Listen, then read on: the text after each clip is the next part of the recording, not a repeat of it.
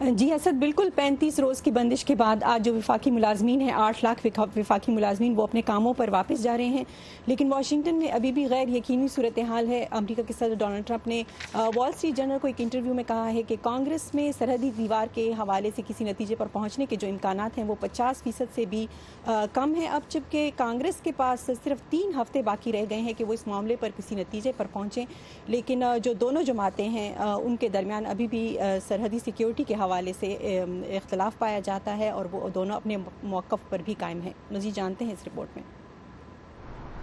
کئی ہفتوں سے بند وفاقی اداروں میں آج ہلچل دکھائی دے رہی ہے اور ملازمین جنہیں تنخواہیں نہیں ملی خوش ہیں۔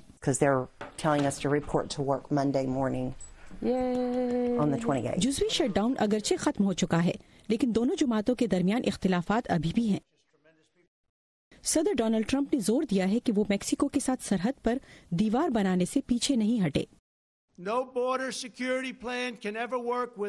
سرحدی سیکیورٹی کا منصوبہ کبھی بھی باڑ کے بغیر مکمل نہیں ہو سکتا، بالکل بھی نہیں ہو سکتا۔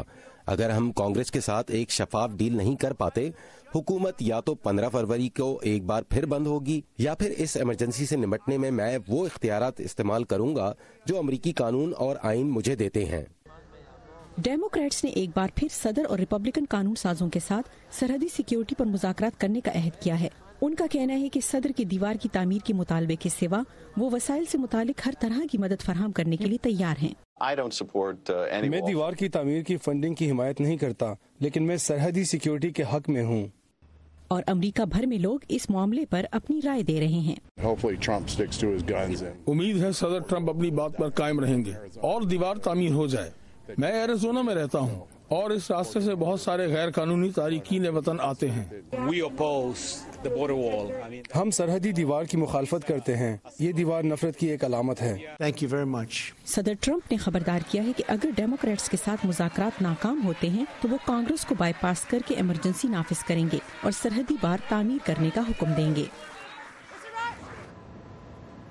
اور اب جبکہ کانگریس کے پاس تقریباً 2.5 ہفتے رہ گئے ہیں کہ وہ اس معاملے پر کسی نتیجے پر پہنچے، وائٹ ہاؤس کی چیف آف سٹاف مک ملوینی کا کہنا ہے کہ اس معاملے پر مذاکرات سیاست کی بجائے حقیقت پر مبنی ہونی چاہیے، اور لیکن یہ بھی دکھائی دے رہا ہے کہ وائٹ ہاؤس اور کانگریس کے درمیان سرحدی باڑ پر اختلافات نظر آتے ہیں۔ جی اسد۔ Thank you Niloufer.